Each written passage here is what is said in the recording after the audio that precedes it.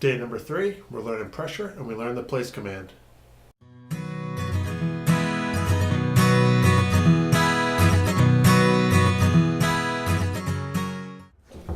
Alright, so I know I keep saying that I'm going to fix his leash walking and all that kind of stuff.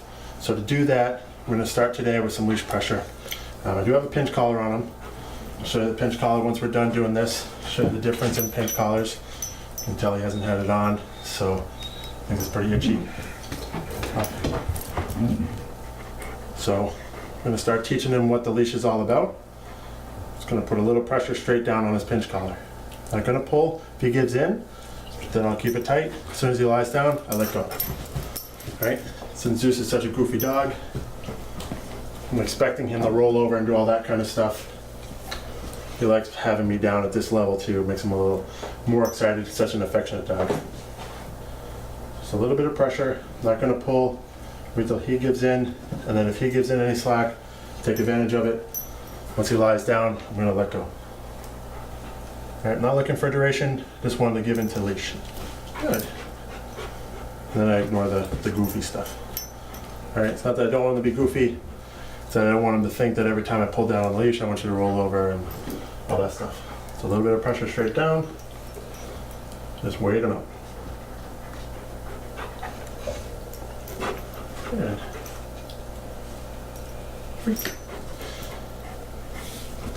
So a lot of dogs pick this up pretty quick. I'm not going to say anything, I'm not going to call it anything yet. Pull towards me if he starts to itch. I'm just going to keep it tight. I'm just going to wait.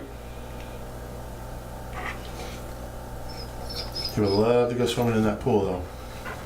He loved that yesterday. Good. Nice job. Leash pressure's gone. Get some affection. Pet your belly. All that kind of stuff. Right?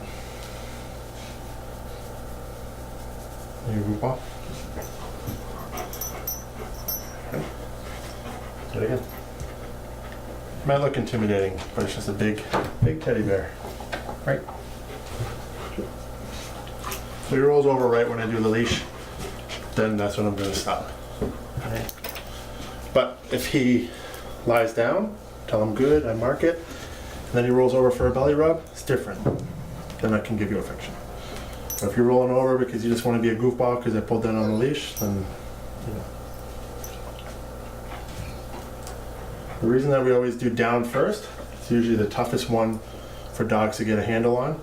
So I'd rather get the problem solving out of the way with the first session. Alright, so now that we've done the down, we're going to go straight up with the leash. And everything works in opposites with the dogs, right?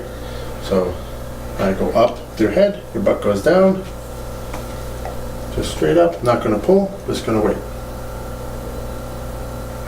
Good. As soon as he sits, pressure comes off. Good job. Free. Sits usually much easier than a down, so I would do the down first. Same thing, straight up. Good. Super willing to learn, so once we get him down to earth from all of his craziness, he picks up super fast. Now we compare the two together.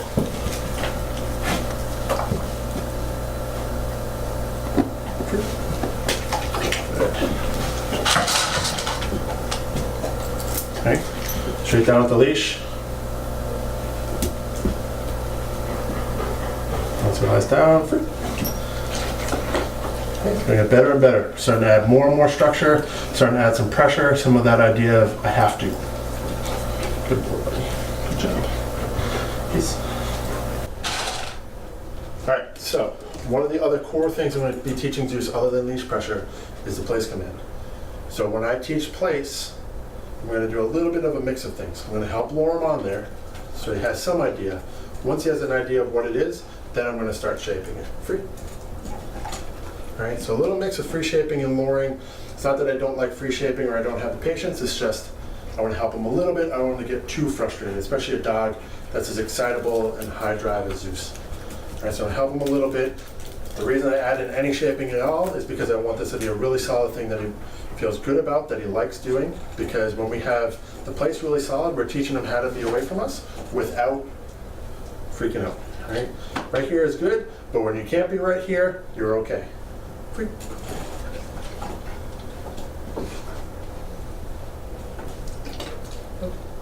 And a freebie, huh? And wait him out. Free. Right? Every time he does what I want and he offers it, I'm going to mark it. Right? I might take him a little bit. Free. But that's okay, because now he's thinking. Right? The more Zeus is thinking, the less crazy he is, the more he's learning, the further along we're going to get in our process.